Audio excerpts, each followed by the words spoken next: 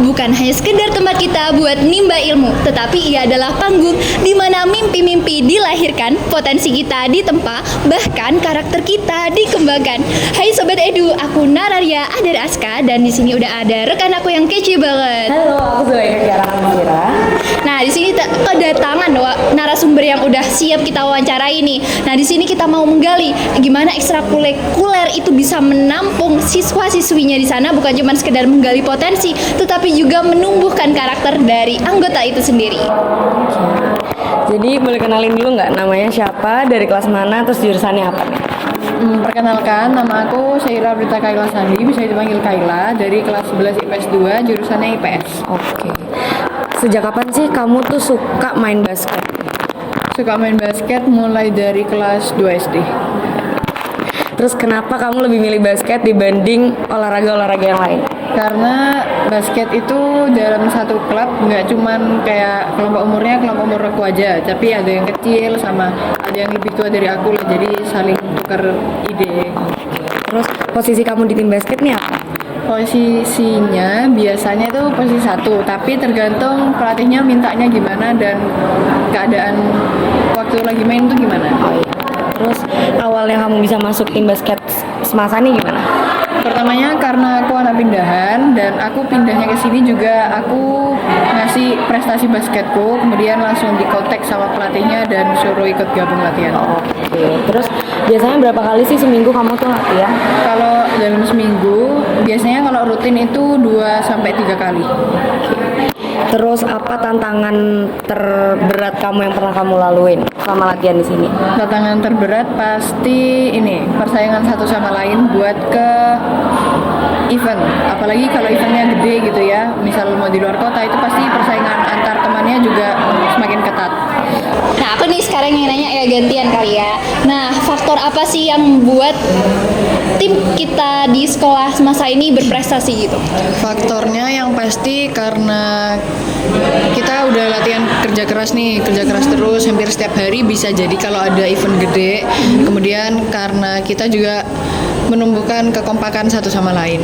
Ada gak sih tokoh nih pemain basket entah itu lokal ataupun internasional yang juga apa ya jadi panutan kamu nih? Ada, kalau cowok itu ada dari pemainnya Pelita Jaya, itu ada Muhammad Arigi, sedangkan dari yang cewek ada Ayu Sriarta dari Bali, pemainnya Timnas. Wah, keren banget nih ya. Nah, terus apa sih target kamu buat menjamin nih prestasi berikutnya?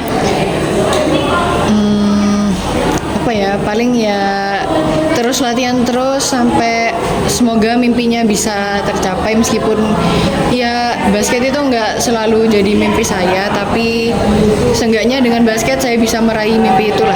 Ya, kemudian apa sih kira-kira gimana gitu faktor basket ini bisa ngebawa apa ya dampak impact gitu di kehidupan sehari-harimu? Faktor atau dampaknya itu bisa kayak jadi lebih disiplin buat datang tepat waktu.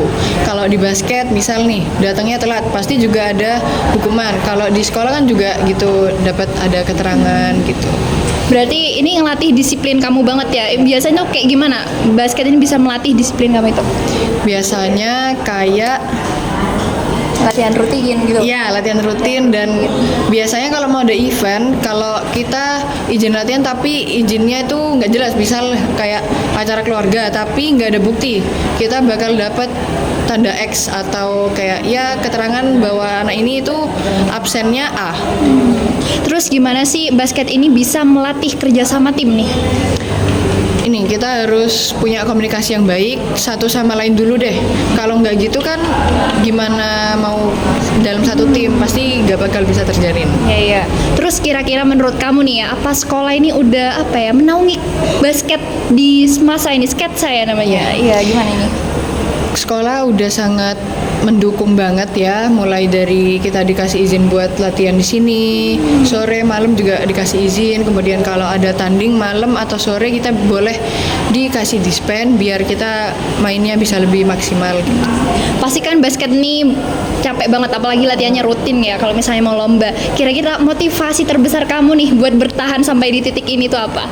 Aku motivasinya paling cuman mau buktiin omongan-omongan mereka kalau anak pindahan itu ya punya potensi tersendiri gitu, nggak karena dia anak pindahan jadi kayak dia anak buangan, tapi aku berusaha buktiin kalau aku punya potensi yang lebih daripada mereka. Nah, keren banget nih. Terus ada gak sih pesan-pesanmu buat tim kamu nih ya selama main ini? Kesan-pesannya timnya bagus ya, baik, dan orang-orangnya sangat ramah daripada yang dulu ya, dan kita juga kompak pastinya. Oke, terus apa sih harapan kamu nih bagi SMA 1 Jember nih buat tim basketnya? Semoga terus bisa menorehkan prestasi meskipun di event-event kecil ataupun besar juga, dan semoga bisa lebih mengharumkan nama SMA 1. Tadi kita udah bahas pesan-kesannya buat tim ya. Gimana kalau kita tanya pesanmu buat pelatih basketmu sendiri? Pesannya semoga tetap masih mau melatih meskipun udah gede ya, tapi tetap harus butuh arahan, dan semoga nggak capek. Amin amin.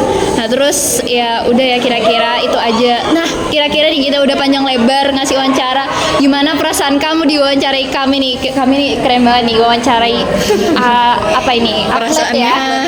Atlet ini Ray. Enggak lah. Perasaannya ya senang, dan aku juga bisa ngasih informasi-informasi tentang aku dan sekolah ini juga.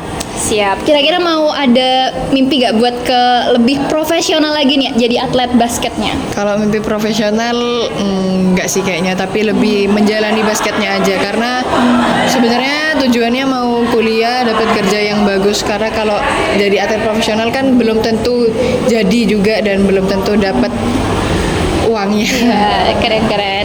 Oke guys, sekian dari kami udah mewawancarai narasumber yang udah keren banget dan gacor banget. Terima kasih pada Kayla.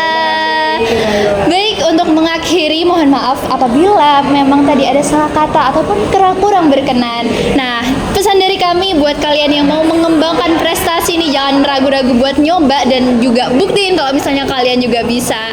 See you in the next time. Bye.